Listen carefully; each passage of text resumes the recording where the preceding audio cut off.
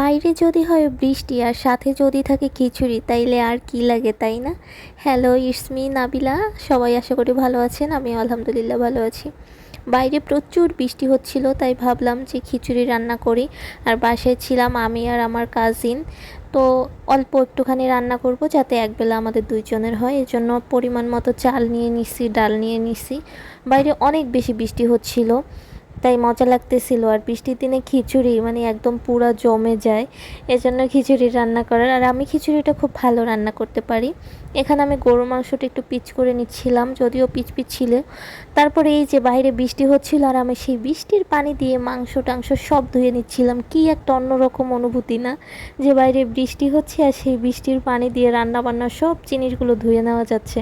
মানে কি সুযোগ, আল্লাহর রহমতেকেই বলে, তাই না? এই যে এখানে আমি সব কিছু ধুয়ে নিচ্ছিলাম।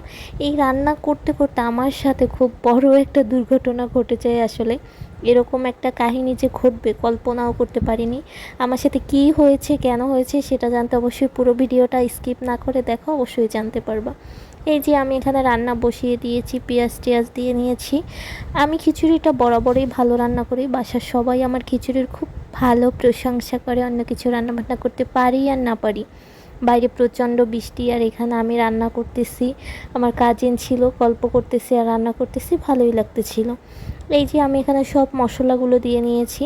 যেহেতু অল্পখানি রান্না করব, এজন্য এখানে অল্প অল্পই মশলা ইউজ করছি আমি। মশলা দিয়ে একটু পানি দিয়ে ভালো মতো কষিয়ে নিয়েছি, এরপর আমি মাংসটা দিয়ে দিয়েছি। যেহেতু মাংসটা গরুর, এজন্য একটু কষাতে সময় লাগবে, কেননা সিদ্ধ হতে এটা একটু সময় লাগে। এজন্য আমি কষাতে দিয়ে দিয়েছি, যে ভালো করে কষিয়ে একটু সিদ্ধ করে তারপরে হচ্ছে গিয়ে রান্না করব। এর মধ্যে হুট করে আমার সাথে যে কী ঘটে গেছে, মানে এই যে রান্না করতেছি আলুও দিয়ে দিয়েছি। এই যে রান্না করার মধ্যে আমার লবণ দেওয়ার কথা মনে নাই, তারপর আমি লবণও দিয়ে দিয়েছি। এখন বলি যে আমার সাথে কী ঘটেছে। এই যে আমি রান্না করতেছি, এর মধ্যে হুট করে আমার গ্যাস শেষ হয়ে গেছে।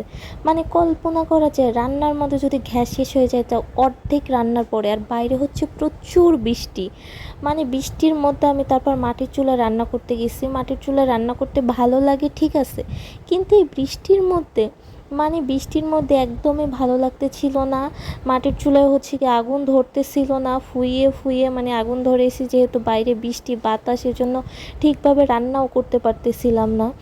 যদিও মাটির চুলার রান্না খুব সুস্বাদু হয়, কিন্তু এই মুহূর্তে আমার একদমই ভালো লাগতেছিল না, কেননা খুব ভালো করে জাল উঠতেছিল না, বাতাস ছিল, বৃষ্টি ছিল, এজন্য।